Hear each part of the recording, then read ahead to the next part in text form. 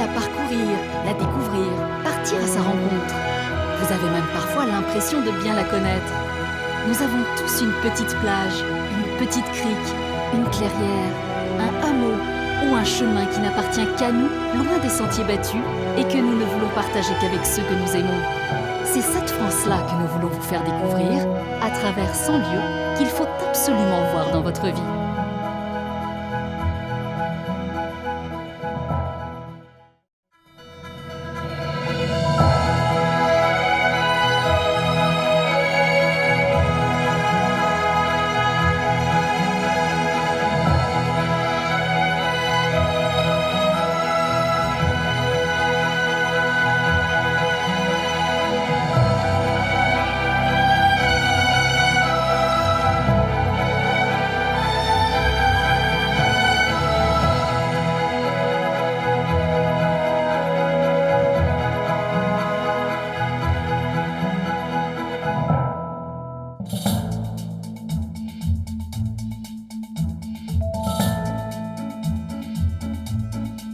C'est au soleil que nous vous emmenons aujourd'hui, au sud-est de la France. Des plaines marécageuses de Camargue, fabuleuses réserves naturelles, immenses et fragiles. C'est un lieu où il y a toujours des oiseaux. Au cœur de Marseille, riche d'un patrimoine exceptionnel et de traditions pittoresques. Quand ça bout, il abaisse. Quand ça bout, il abaisse. Ce voyage vous fera découvrir de nombreuses merveilles. Voilà les fameux taureaux Camargue. Parmi elles, l'atelier de Cézanne, au cœur d'Aix-en-Provence. C'est les vrais pinceaux de Cézanne, c'est presque une baguette magique. Presque une baguette magique. Ou encore les secrets antiques de la ville d'Arles. Ça a été construit quand, ces arènes? En même temps que le Colisée, à peu près, 80 après Jésus-Christ. Sans oublier, bien sûr, la féerie des Calanques. On habite dans une région, ce n'est pas une région, c'est une marmite de trésors. Des trésors que vous allez découvrir avec celles et ceux qui les aiment, les animent et les protègent.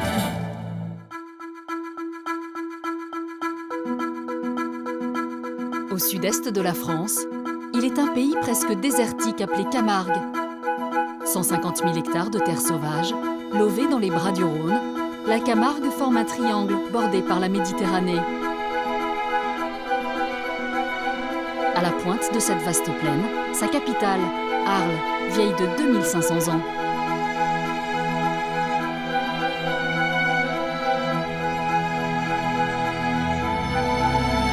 Un décor de rêve pour ce photographe professionnel. Lionel Roux est un enfant du pays. Chaque jour, il immortalise avec passion les paysages terrestres et sous-marins de sa région. Pour cet Arlésien, la force de sa ville est dans la mémoire de ses pierres. Une histoire qu'il souhaite nous faire découvrir avec son amie Pierrette Nouet, guide du patrimoine. Bonjour Pierrette. Bonjour, comment vas-tu? Bien, et toi? Très bien. Écoute, je fais visiter la région. Je voulais commencer par Arles parce que c'est incontournable. Bien sûr, mais là tu es devant le monument le plus emblématique, l'amphithéâtre. On va y rentrer, Allez, j'ai ouais. un tas de trucs à te dire sur ce monument.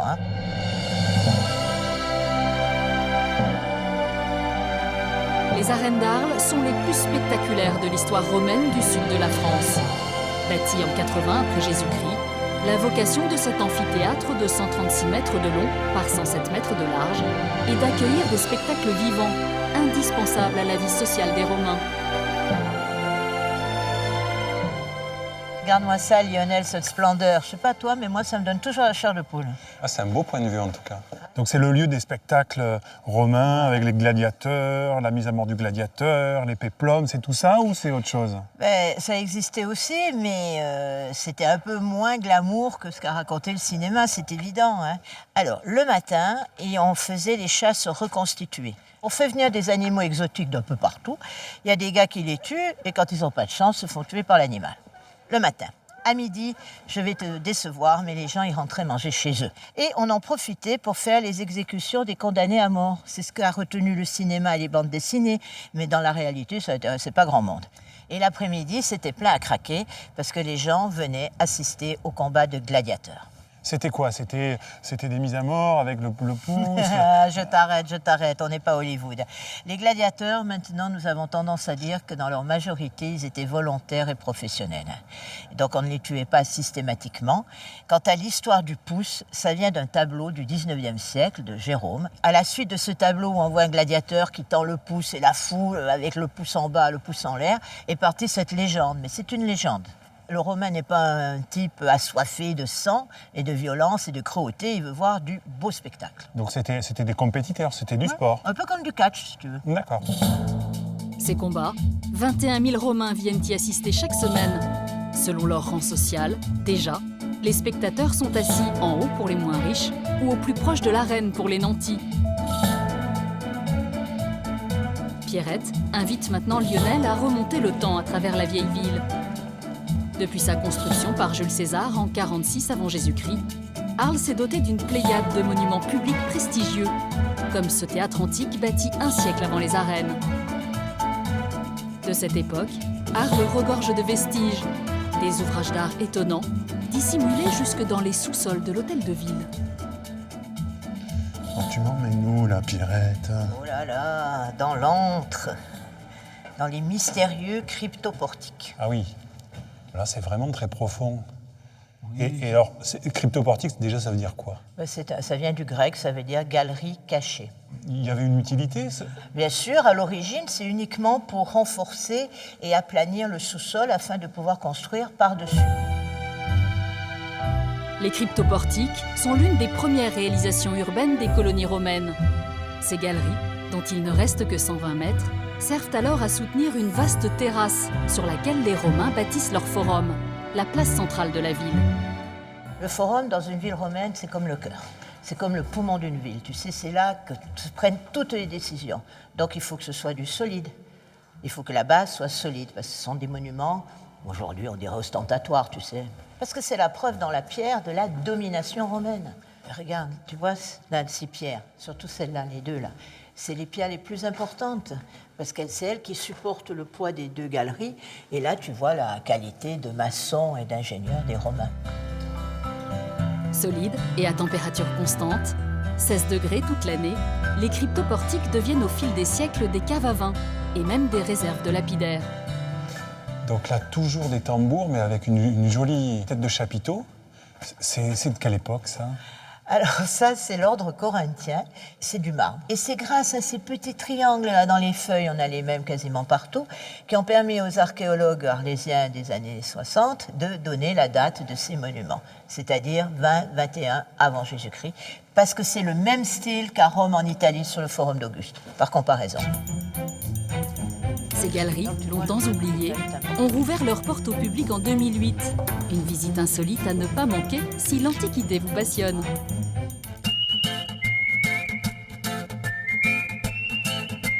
Les Romains ont été les premiers à domestiquer la Camargue pour ériger leur cité. À peine sortie de la ville, la nature reprend ses droits. De vastes étendues de terres arides succèdent aux marais. L'eau est ici depuis toujours la première préoccupation des Camarguais. Pour le comprendre, nous avons suivi Lionel au marais du Viguera pour rencontrer Jean-Laurent Lucchesi. Salut Jean-Laurent. Ah, salut Lionel, ça va? Ça va et toi? Ça va.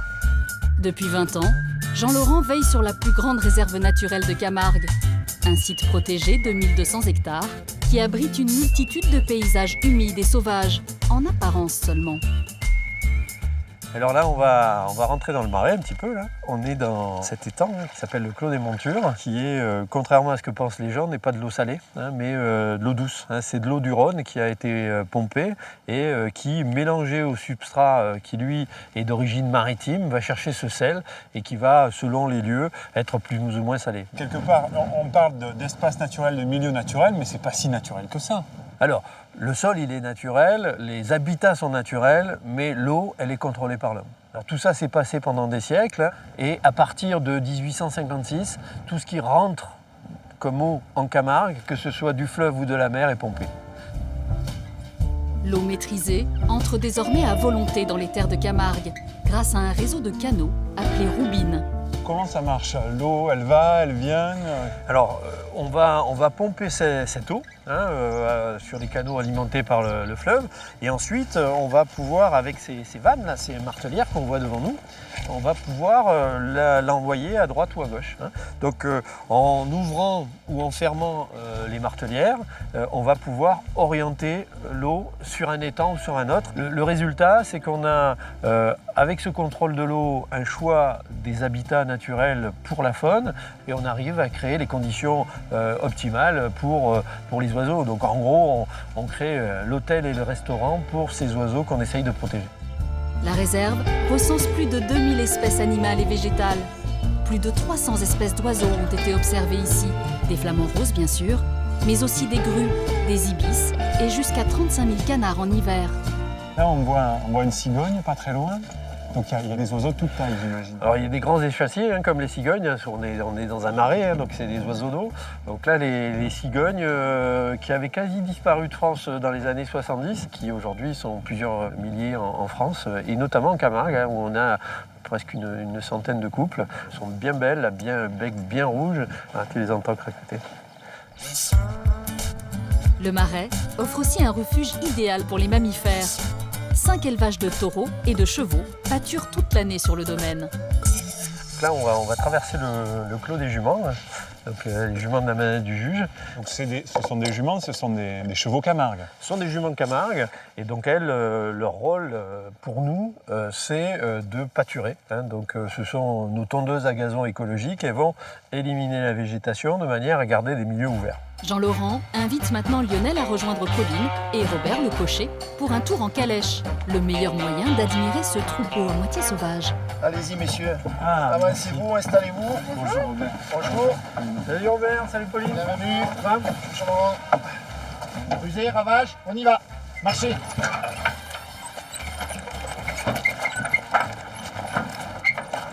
Allez, Ces chevaux de Camargue, c'est une race qui est là depuis longtemps.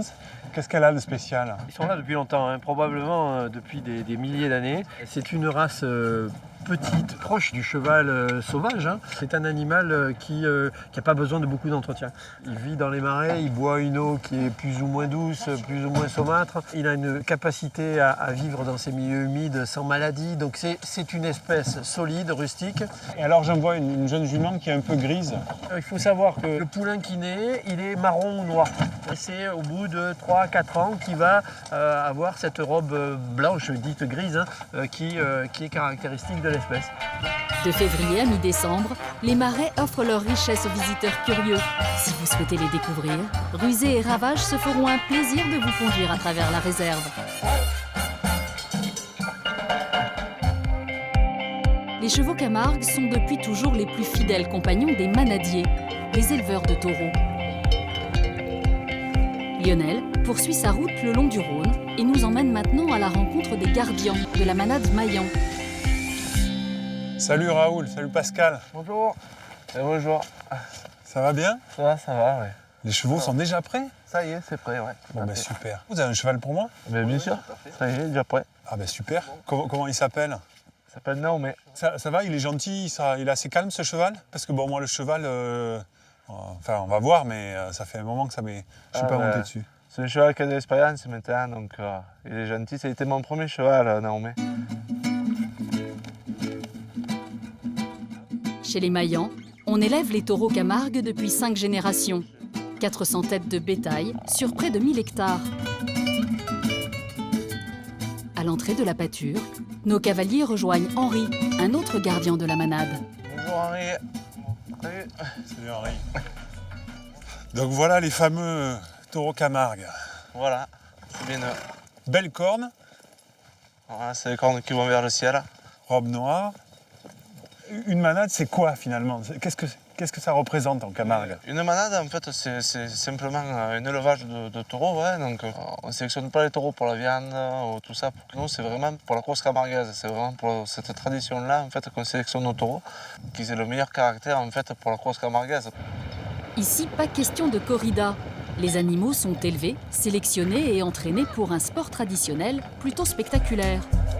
Depuis le Moyen-Âge, dans toute la Provence, la course camarguaise se dispute dans les arènes de la région. Au centre, une star, le taureau cocardier. Autour de lui, 2 ou 3 rasoteurs tentent pendant 15 minutes pour de l'argent d'enlever un ruban ou une cocarde fixée entre ses cornes. Et donc là, parmi ces taureaux, tu as des taureaux qui concourent dans les arènes alors? Parmi ces taureaux, là, en fait, ici, c'est les taureaux jeunes que nous avons. D'accord. Vous vivez aussi de ces courses. Comment ça s'organise pour vous? Nous, en fait, on loue les taureaux. Nous, notre but principal, c'est d'avoir un taureau vedette. Si tu veux, c'est le taureau que les rasoteurs craignent et en même temps crée du spectacle, quoi. Tu sais, quand tu as un bon taureau en piste, tout le monde le sait parce que les gens réagissent, quoi. C'est le taureau spectaculaire, il faut de l'émotion.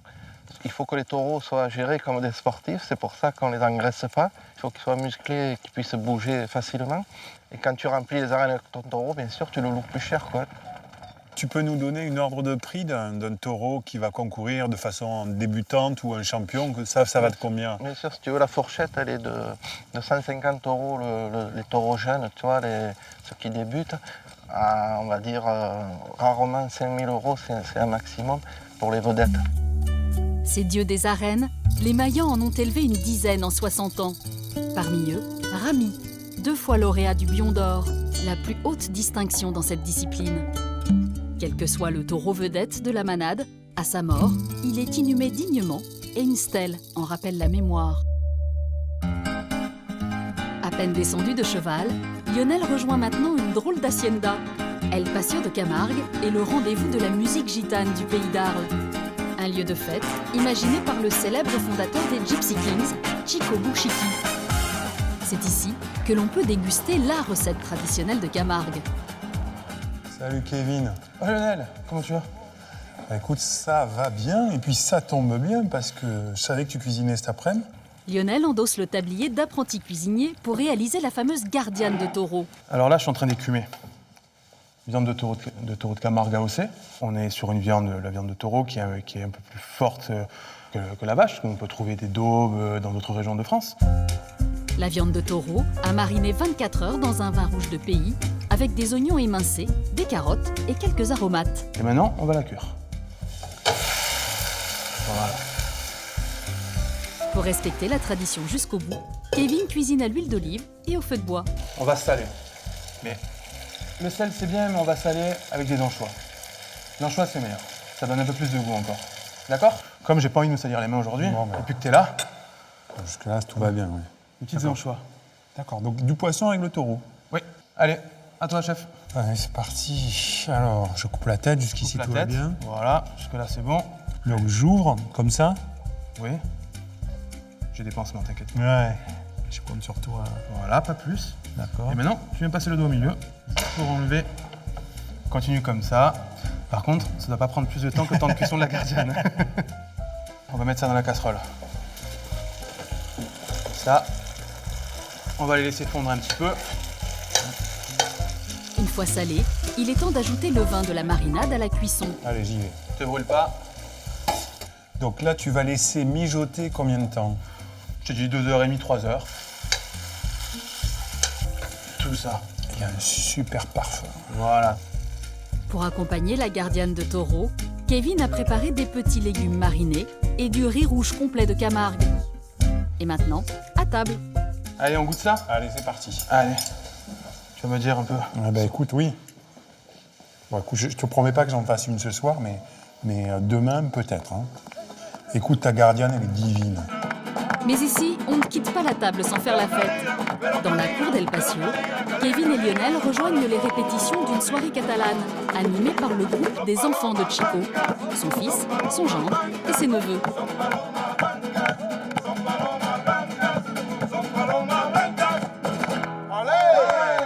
Bravo. Bravo, super. Merci beaucoup. Merci à vous de nous avoir accompagnés avec les palmas. Ouais, avec les palmas, ça va être un rythme moyen. Cette musique, c'est quoi son essence? D'où elle vient au départ? Alors, en fait, cette musique, elle vient du flamenco de Barcelone, mais nous, on fait la rumba. C'est la rumba catalane. C'est la rumba catalane. Donc il y a un fond comme ça, tu dis, voilà, ça c'est le départ. C'est la rumba catalane. Ça, c'est la base de tout. D'accord. Cette chanson que vous nous avez interprétée, elle racontait quoi? Cette chanson raconte que chez nous, on a toujours la joie de vivre parce qu'on est beaucoup réaliste et on vit qu'une fois. Il faut profiter de la vie et de tout ce qui nous apporte cette musique. Et en Camargue, on profite de la vie en dansant. Alors si vous passez en Arles, comme Lionel, venez prendre votre première leçon de rumba catalane.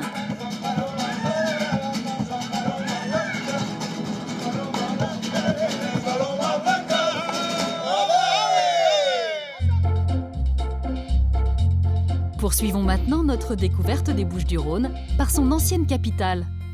À 80 km d'Arles vers l'est, voici Aix-en-Provence. Ville thermale à l'époque romaine, Aix est considérée au XVe siècle par les notables et les riches marchands comme la Florence de la Provence.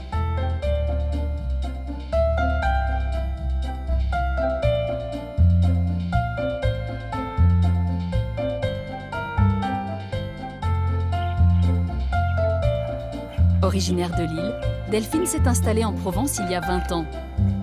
Sculptrice et peintre, elle admire cette ville qui a inspiré les plus grands noms de la littérature et de la peinture. Stendhal, Mistral, Zola et bien sûr Cézanne. Pour nous faire découvrir la ville natale de ce peintre qui aujourd'hui encore fait la fierté des Aixois, Delphine retrouve Frédéric Paul, guide du patrimoine et grand admirateur de l'artiste. Aix-en-Provence est une ville qui a beaucoup d'histoire. C'est la deuxième ville en nombre de monuments historiques en France, derrière Paris. 140 monuments inscrits ou classés. Donc il y a énormément d'histoire, énormément de choses à découvrir dans cette ville. Des fontaines, c'est la ville aux 1000 fontaines. Et puis il y a plein de petits patrimoines cachés. Par exemple, ces balcons, les balcons phalliques qu'on peut voir ici, qui ont cette forme assez particulière de sexe masculin. Et tu me fais découvrir quelque chose? Oui. Oui. Il y a une vingtaine de lieux à Aix-en-Provence où on trouve ce type de balcon. On pense que ce seraient des lieux où des gens habitaient et ils avaient des amours hors mariage. Il y a les ruelles coquines et l'artère officielle. Le cours Mirabeau, ouvert à l'emplacement d'anciens remparts, devient au XVIIe siècle l'avenue chic d'Aix-en-Provence. Là où les nobles font construire leur élégante résidence. Là aussi où il est bon de voir et d'être vu. C'est une promenade à carrosse et les dames de la bourgeoisie pouvaient se promener ici les après-midi, oui. Elles montaient, elles descendaient, elles montaient, elles descendaient. Alors, ça n'a pas beaucoup changé parce que le vendredi soir et le samedi soir, il y a des voitures qui montent et qui descendent. Ouais.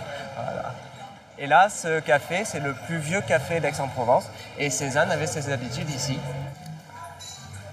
Et donc voilà, ici on rentre dans le salon Antoine. Et c'est une pièce célèbre du Café des Deux Garçons parce que c'est ici que Cézanne venait passer ses après-midi avec Émile Zola. Il venait boire un verre et jouer aux cartes. Ce qui est touchant ici dans ce lieu, c'est que rien n'a changé depuis l'époque. Les dorures, les corniches sont classées, les miroirs sont d'époque, ce sont des miroirs à l'ancienne, à l'étain. Si Cézanne, si Zola revenait dans le café aujourd'hui, ce serait pareil. Ils reconnaîtraient le lieu parce que c'est vraiment comme ça que c'était. Les pas de Cézanne emmènent maintenant Delphine et Frédéric vers le véritable refuge de l'artiste. Son atelier, aujourd'hui propriété de la ville. Ah, c'est magique. Wow. Son endroit. C'est l'antre du maître. Allez, allons voir ce que ça donne de l'intérieur. Ah ouais, je suis pressée de voir ça. Gabriel Maginier veille sur cette maison que Cézanne a fait construire en 1901, selon ses propres plans, pour y abriter ses créations. L'atelier de Cézanne, Gabriel, là. Oui, c'est un endroit assez magique, effectivement. C'est la fin de la vie de Cézanne. Hein. Et l'atelier servait à Cézanne pour peindre ici des natures mortes, des portraits, et il a peint surtout les grands tableaux des grandes baigneuses qu'il a peint sur ce chevalet notamment. Ce chevalet-là, waouh. Énorme. Mais il était grand, ce tableau. Oui, le tableau faisait 2,51 m par 2,08 m pour la plus grande version. Ces grands tableaux, malgré tout, Cézanne va les peindre à l'intérieur dans cet atelier avec cette grande verrière parce qu'il se sent à l'intérieur comme s'il était à l'extérieur. Comme il ne pouvait pas sortir ses grandes toiles dans le jardin et comme il avait pris l'habitude de peindre en plein air, il va faire casser le mur. Je vais vous montrer le petit secret de l'atelier. Effectivement, il faisait passer en fait les grandes baigneuses, les grandes de toile par cette fente, par cette porte. Il les faisait coulisser en fait du chevalet jusque dans le jardin où il les peignait donc directement face à la nature en s'inspirant des formes de la nature. Ici, les 4 dernières années de sa vie, Cézanne peint avec frénésie.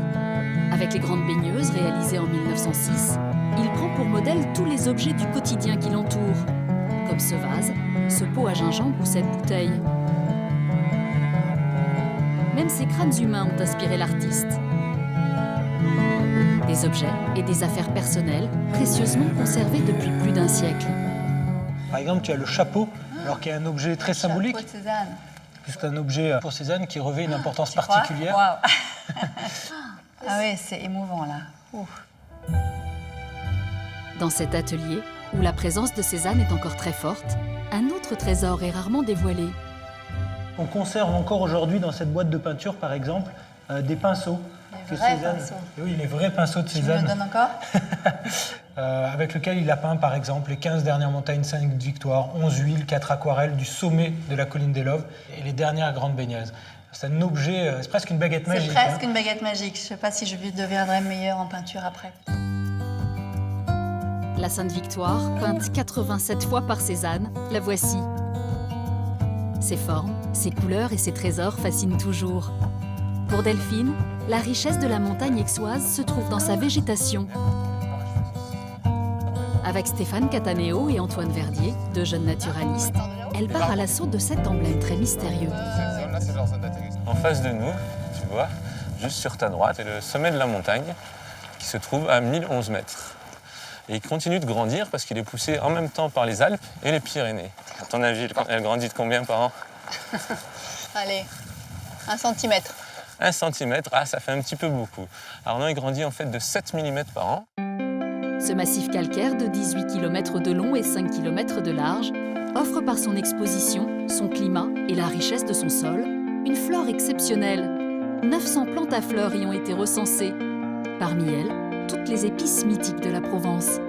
Regarde, déjà, il y en a une qui m'intéresse immédiatement là. Alors on va en cueillir un tout petit peu, les jeunes pousses évidemment. Elle s'appelle la clématite petite flamme ou flammula. On l'appelle aussi le piment des garrigues. Donc je te conseille Piment juste... des garrigues. C'est une plante qui ne se digère pas très bien, qui se mange à toute petite dose. C'est juste pour le côté piquant qui est intéressant. Tu te le mets sur la mordre doucement. Ouais. Et plus tu vas la mordre, plus la saveur piquante. Voilà, tu vas la mâchouiller un peu et après tu n'hésites pas à la cracher un peu. Il faut juste que tu fasses ressortir un petit peu ce côté piquant, comme ça tu vas voir. Alors, au début on sent rien. Non. Et puis à un moment donné, tu vas voir, ça va venir très fort. Ouais, je vois. Là tu peux cracher, Je peux cracher. Voilà, Ok. surtout si t'aimes pas trop le piment et tout. Voilà. Moi j'aime bien non, faire mais goûter en ça. effet, ok, piment. Voilà, on a cet aspect un peu. Alors là, on a aussi... Ah, je crois qu'Antoine a Regarde-moi ça, trouvé Stéphane. quelque chose. Donc là, on a une plante très intéressante qui s'appelle le sumac et les corroyeurs. Alors, la plante, elle est toxique absolument sur toutes les parties, sauf la graine. Et c'est la graine qui va intéresser justement le cuisinier. Voilà, donc tu peux déjà en goûter une Ouais, petite tu vas pas graine. Alors il m'empoisonner, y a un tu noyau vois. dur à l'intérieur, mais nous, ce qui nous intéresse, c'est le goût qu'il y a autour. On en fait une épice qui est très utilisée sur le pourtour méditerranéen, qui porte le même nom, s'appelle le sumac. Il est très utilisé au Liban, en Arménie, en Turquie. Mais nous, on l'a jamais trop utilisé. C'est une épice oubliée, alors qu'elle est là, elle est partout. Des plantes oubliées, sauf par Antoine. Ancien chef cuisinier, il propose à Delphine d'improviser un aioli en pleine garrigue. Jaune d'œuf, huile d'olive, ail et une plante médicinale appelée hélicryse. C'est un curry végétal. Et ben regarde, moi je l'ai bien effrité. Puis voilà, on arrive à un résultat sympa en bien le mélangeant. Hop. Et ça, maintenant, tu prends une petite crudité, une bonne petite sauce émulsionnée, bien aillée. Écoute, hein, c'est une grande surprise pour moi, une grande découverte, parce que je pensais pas qu'en allant dans la Sainte Victoire comme ça, on ferait un truc aussi Et on bon. est loin vraiment du thym et du romarin. Aux herbes de Provence, venez ajouter la randonnée. Au pied de la Sainte Victoire, de nombreux sentiers vous attendent. Et s'ils ne se visitent pas, c'est également l'occasion d'admirer le château de Vauvenargues. Fasciné lui aussi par la montagne aixoise, Picasso l'achète en 1958. Il y est aujourd'hui inhumé. Parmi les images d'Épinal de la Provence, il en est une autre incontournable, les santons. Delphine nous emmène maintenant dans la plus vieille fabrique artisanale. Chez les Fouques, on se transmet ce savoir-faire unique au monde depuis 1934. Emmanuel Fouque est la 4e génération de santonniers. Delphine, je vais te montrer ce que je réalise avec mes moules. Donc là, je suis en train de travailler sur un modèle qui est très important chez nous, puisque c'est le modèle emblématique de la maison Fouque, c'est le coup de Mistral, qui a été créé par mon grand-père en 1952. Mon grand-père faisait beaucoup de vélo, il était vraiment le Provençal, amoureux de sa région. Et un jour, en revenant d'Arles en vélo, il voit un berger qui lutte dans le vent. Et l'idée lui est venue de le réaliser en santon. Chaque pièce est minutieusement sculptée pendant près de 5 heures à l'aide de nombreux outils. Alors moi, j'utilise beaucoup, tu vois, la mirette. Dans les outils qu'il me faut. Ça, c'est on ta mirette, retrouve- ça. Ça, c'est ma mirette, en fait. C'est un petit morceau de fer qui est enroulé. Et ça, c'est très pratique. Ça me permet de tailler directement dedans. Un peu comme le sculpteur va utiliser ses ciseaux, eh bien, nous, on va utiliser la mirette pour creuser et enlever des copeaux d'argile. Dans l'atelier familial, chacun a un rôle bien défini. Les hommes travaillent l'argile et sculptent les santons. Les femmes, elles, s'occupent de les décorer. Un art que maîtrise parfaitement Caroline. Voilà, Delphine, installe-toi à côté de Caroline. Elle va te montrer comment on peint un santon. Bonjour Delphine. Caroline, bonjour. Voilà. Alors, ton petit astevin. Alors, on va commencer sommelier.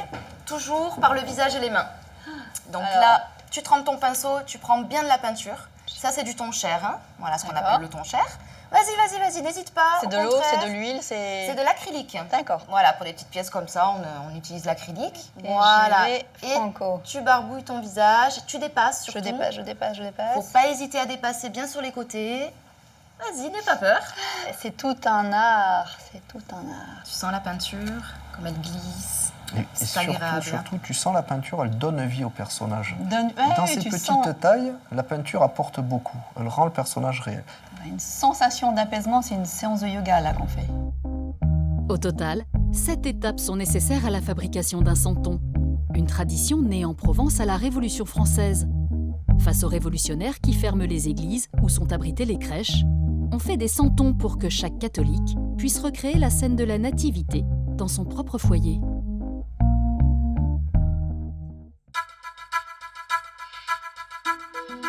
À 1 heure d'Aix-en-Provence vers l'ouest, il est un village où la tradition de Noël est encore très préservée. Niché au cœur du parc naturel régional des Alpilles, voici les Baux de Provence. Un joyau que Delphine a souhaité nous présenter avec Benjamin Houdan, guide dans ce village provençal étonnant. Bonjour Benjamin. Bonjour Delphine. Merci de m'accueillir dans ce beau village des Baux. Avec plaisir. Un des plus beaux villages préservés de la région. Oui, effectivement, on a 22 éléments architecturaux qui sont inscrits ou classés au titre des monuments historiques. Donc ce bâtiment, qui est une des plus anciennes maisons du village, donc Renaissance 16e, qui est la maison du connétable Anne de Montmorency, qui était un petit peu le bras droit de François Ier. On voit donc cette maison en pierre de taille, puisque la pierre, elle vient d'ici, elle vient des Baux, donc c'est du calcaire de l'ère secondaire. Voilà, donc des carrières juste là en contrebas. On va s'approcher. Le village culmine à 250 mètres d'altitude. Un escarpement rocheux appelé Baou en provençal, qui par déformation a donné son nom au Baux de Provence. Partant de dégagé, on a une vue extraordinaire donc sur les alentours, jusqu'à la mer Méditerranée, effectivement.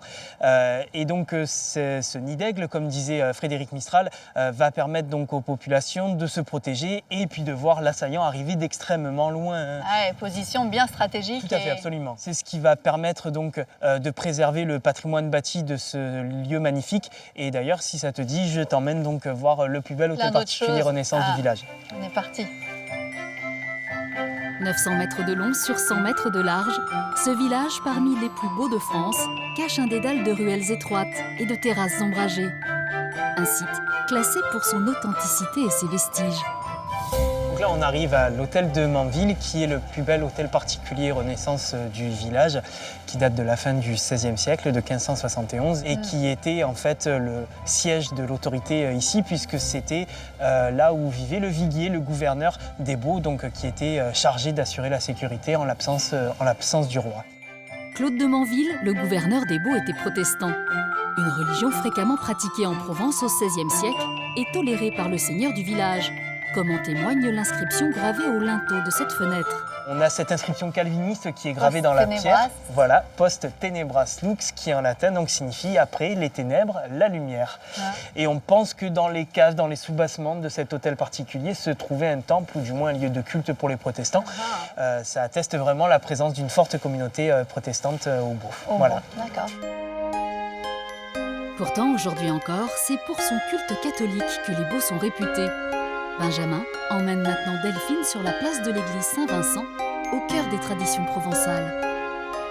Voilà, donc là on arrive place de l'église Saint-Vincent-des-Baux. La place centrale du village des Baux. Exactement, oui, tout à fait. Donc avec l'église Saint-Vincent et la chapelle des Pénitents Blancs. C'est ici que tout se passe, j'imagine, à Noël, les traditions oui, tout à fait, absolument. pastorales. C'est dans cette église Saint-Vincent que se déroule l'une des messes de minuit les plus courues de la région. À l'issue de la messe de minuit, donc, on a la cérémonie du pastrage, donc de l'offrande de l'agneau dernier-né du troupeau à l'enfant Christ nouveau-né.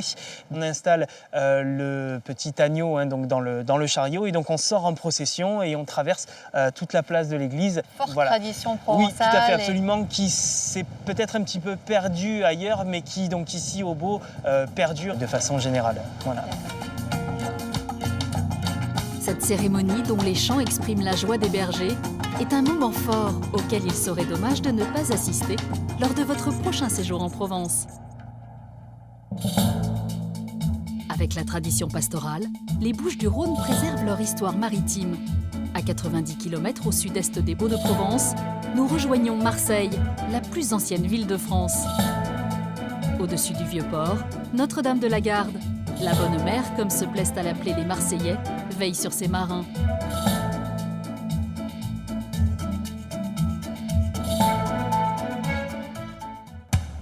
Yannick Long est l'un de ces marins.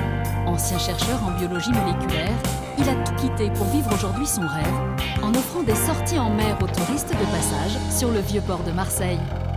Depuis toujours, Yannick se passionne pour les îles qui font face à la cité phocéenne. Son ami, Éric Homo, est guide du patrimoine. Ça va Yannick? Oh!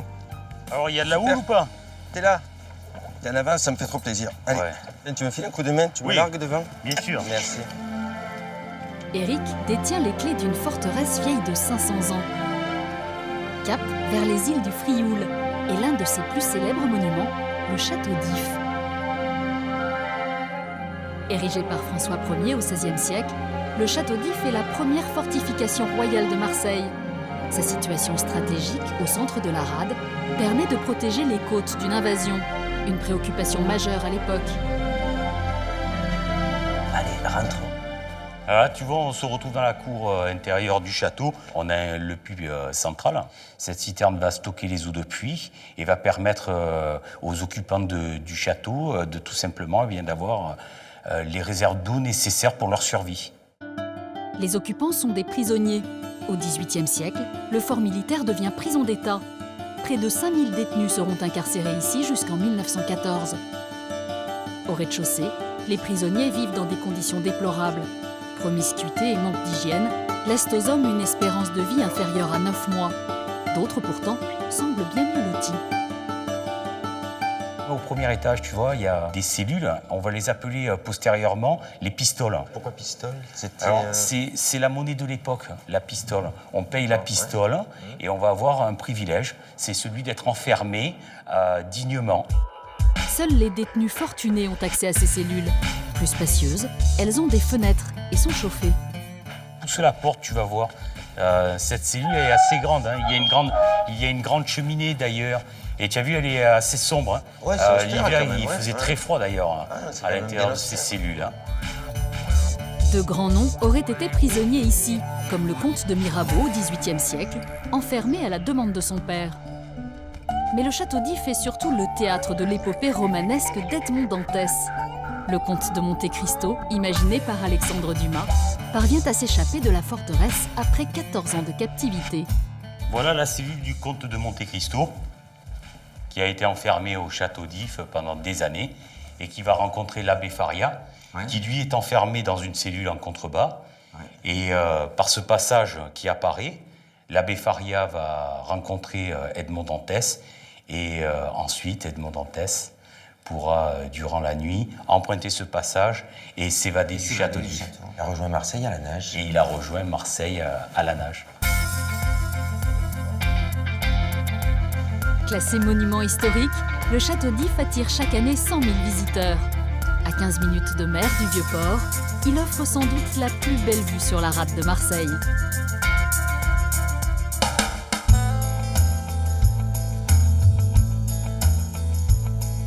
Ici, l'histoire se retrouve jusque dans les assiettes. De retour sur le Vieux-Port, Yannick s'apprête à prendre son premier cours de cuisine régionale traditionnelle dans l'un des plus grands restaurants de la ville.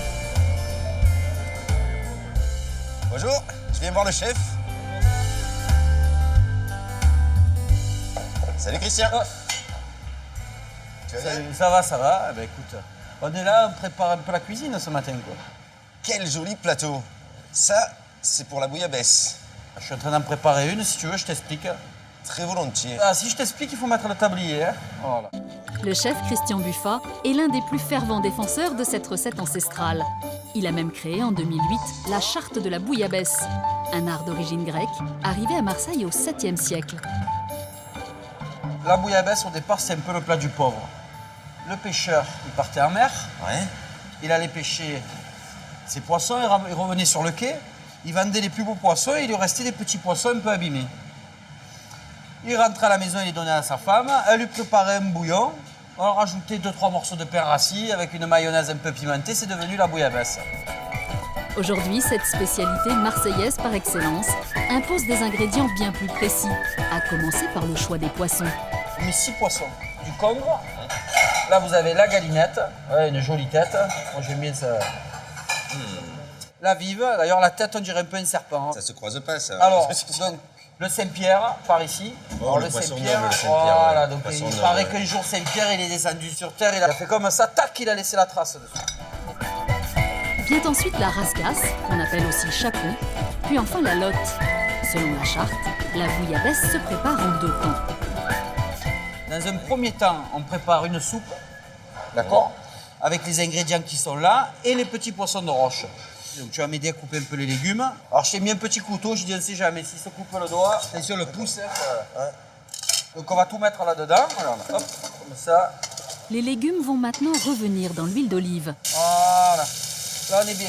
Le chef ajoute ensuite les épices du soleil, comme les graines de fenouil. Oh là là, rien que là. Ah, quelle odeur, mon Dieu. C'est un vrai bonheur. Alors on va prendre les petits poissons. Voilà. Alors attention, voilà, là, ça chante. Après une touche de safran et quelques tomates pour déglacer les sucs, Christian ajoute la touche marseillaise. Tu vas te pousser un peu. Non, ça va chauffer. Hein. Voilà. Vous êtes prêts? Alors, on va mettre un petit peu de pastis. Attention, tu vas voir. Voilà. Regarde-moi ça. Voilà. Une fois mixée et filtrée, la soupe est prête à accueillir la cuisson des gros morceaux de poisson. Tu mets les poissons les plus gros et les chairs les plus fermes en premier. Donc, le congre, fielas. Le congre. Alors, la bouillabaisse, pourquoi en fait la bouillabaisse C'est là, tu vas tout comprendre. Tu allumes le feu. D'un coup, boum, ça bout. Eh ben, tu baisses. Quand ça bout, il abaisse. Quand ça bout, il abaisse. Et voilà, c'est devenu là. Et c'est comme ça qu'ils ont créé la bouillabaisse. Quand ça bout, il abaisse. Quand ça bout, il abaisse. Qui a dit que le français était une langue difficile? Pour accompagner tout ça, Christian et Yannick vont maintenant se consacrer à la célèbre rouille de Marseille, dont on nappe les croûtons. 3 jaunes pour 1 litre d'huile. Ensuite, on va se mettre un peu d'ail. Alors, un peu d'ail. On va mettre, regarde, un peu de piment. Donc si c'est bien assaisonné, tu n'en mangeras pas beaucoup. Ça, c'est ce qu'on appelle un peu de piment. Un peu de piment, voilà. Ouais. Alors là, dommage que la caméra n'a pas le nez, parce que sinon... Ah là là, là c'est une saveur. Voilà, là, ça sent bon, là. On va pas mettre de la moutarde, parce que la moutarde, c'est vers là-haut, là, le Grand Nord, là, vers Dijon. On va mettre un peu d'eau. Tac, on met un peu d'eau et ça va permettre de faire la liaison avec l'huile. Il ne reste plus qu'à mélanger de façon énergique avant d'ajouter l'huile. Moitié olive, moitié arachide. C'est ça, le secret du maître de la bouillabaisse. Voilà, tu mets un petit coup d'accélérateur. Maintenant, ce qu'on va faire, c'est qu'on va la goûter. Alors ça, c'est le moment que je préfère. Voilà. Voilà. Moi, je vais la goûter aussi. Voilà. Chin.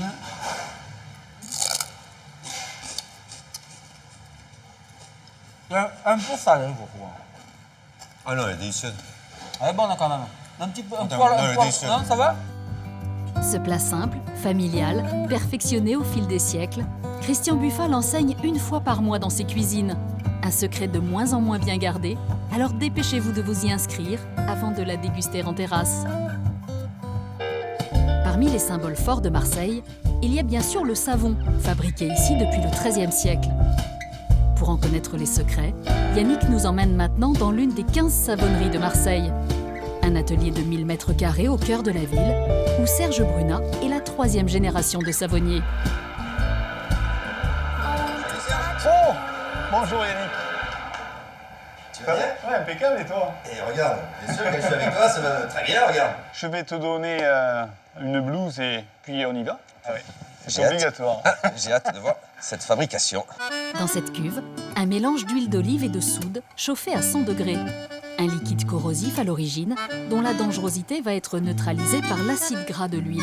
Une réaction chimique qui permet d'obtenir ce légendaire savon. On va récupérer notre gouttière. Donc là, c'est un bac qui est pour couler, c'est un Oui, bac tout de à coulage. fait. Ouais. Et là,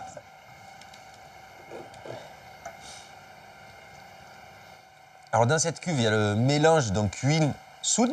Ouais. Dans quel pourcentage? C'est ce qu'on dit, c'est 72% d'huile et 28% de soude. C'est ce qui va donner en fait un label qualité, c'est 72%? C'est la tradition du savon de Marseille. Donc là, en fait, tu mets combien de litres dans cette caisse? Alors la cuve, elle peut contenir jusqu'à 600 litres. Ouais. Et là, cette caisse, elle fait 50 litres. Soit 50 savons d'1 kilo. Le liquide bouillant est ensuite refroidi à l'air libre pendant 24 heures. Le temps nécessaire pour durcir et éclaircir avant d'être découpé. Une opération délicate pour notre apprenti savonnier. Yannick, si tu veux continuer. Allez, j'ai vu le maestro faire. Donc ici, ouais. Donc c'est vraiment pour morceler, pour le sortir. Il est un peu... Oui, il manque un peu, il faut le laisser sécher encore un petit peu. D'accord. Alors le savon brut, on va ensuite le passer dans des laminoirs pour l'homogénéiser. Et cette machine d'ailleurs date de 1902. Elle a fabriqué beaucoup de savons. Ce sont des rouleaux en granit et on a les catalogues. 1902? Oui, plus de 100 ans. C'est-à-dire qu'en fait, elle a dû fournir les savons pour les deux guerres. Ah, 14-18 et 39-45 pour les soldats. Bien sûr. Et finalement, donner un morceau de savon de Marseille aux soldats. Donc effectivement, cette machine, en fait, 1902... Elle a participé à l'hygiène des soldats. À l'hygiène des soldats. Dans cette machine historique, le savon séché est broyé en copeaux. Il est ensuite transformé en paillettes, aromatisé et coloré avant d'être moulé. Et ces paillettes, on va les mettre dans la boudineuse pour sortir le boudin de savon. Serge fabrique le savon à l'ancienne, 60 tonnes par an qu'il vend dans le monde entier. Alors là, je vais te couper un savon de 300 grammes. Ça, ce petit bout de fil, là, ce qu'on appelle le fil à couper le beurre? Oui, tout à fait. C'est une corde à piano qui va permettre d'avoir une coupe très nette. C'est le fil à couper le beurre. Alors maintenant, si tu veux, tu vas prendre le tampon, 72% extra pur.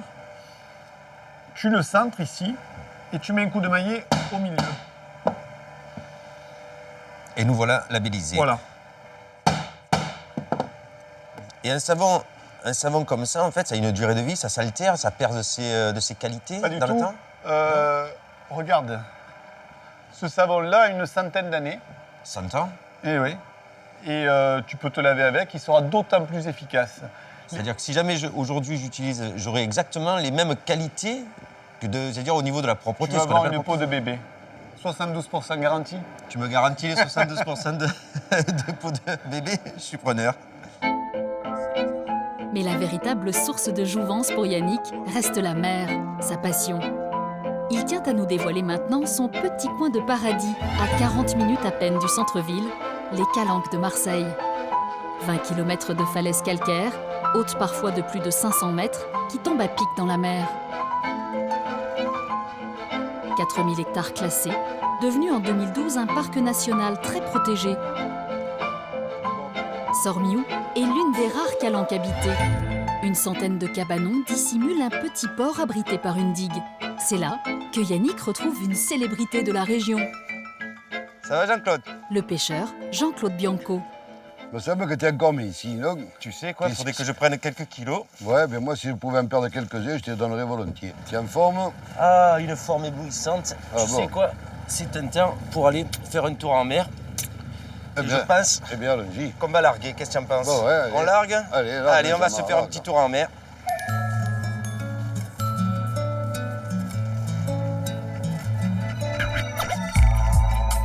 Jean-Claude a toujours vécu dans les Calanques. Il est né ici, au bord de l'eau, et son bateau est un peu sa seconde maison. Une barque traditionnelle construite par son père, qui lui a transmis dès son plus jeune âge la passion de la pêche et les secrets des calanques. Comme celui bien gardé de la grotte Cosquer, découverte en 1985 et qui porte le nom de son inventeur.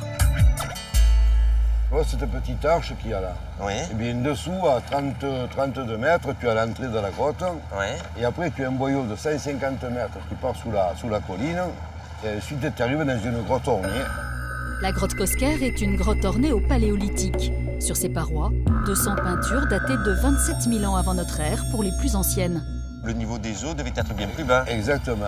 Là, il faut dire que la Méditerranée, depuis cette époque-là, le niveau de la mer a monté de 100 mètres. Ce qui fait qu'à l'époque, l'entrée de la grotte était à l'extérieur. Voilà. La grotte, aujourd'hui classée, est interdite au public. Trop dangereuse pour les plongeurs amateurs. Toi, il me semble que tu as aussi découvert quelque chose d'assez fantastique. On faisait un coup de chalut en partant de l'île que tu vois là-bas. Ouais. On remonte dans les filets, au milieu du poisson, une gourmette. Voilà. Le voilà. Voilà. Cette fameuse gourmette. La fameuse gourmette. Et il n'y avait que ce petit maillon qui dépassait de la concrétion. J'ai mouillé mon doigt, j'ai frotté, et là j'ai vu marqué Antoine. Je frotte un peu plus, et là apparaît Saint-Exupéry. Et dessous, Reynald et Hitchcock, 386, 4e avenue, New York City, USA. J'ai su plus tard que Reynald et Hitchcock étaient les éditeurs du Petit Prince, qui avaient offert ce gourmette en 1943 à New York, quand Saint-Exupéry écrit Le Petit Prince. C'est grâce à toi. On sait ce qu'est devenu Antoine de Saint-Exupéry. Sinon, c'était porté disparu. Il était porté disparu depuis le 31 juillet 1944. Voilà. Cette découverte cruciale en 1998 a permis 6 ans plus tard de localiser l'épave de l'avion piloté par Antoine de Saint-Exupéry pendant la Seconde Guerre mondiale. On habite dans une région, ce n'est pas une région, c'est une marmite de trésors. Exactement, voilà. Un bouillon de culture de trésors. Tout à fait. Des trésors et des légendes que nous quittons à regret. Ce voyage entre terre et mer s'achève ici, dans l'un des sites les plus authentiques du sud-est de la France. Un autre coin secret qu'il serait dommage de ne pas visiter une fois dans votre vie.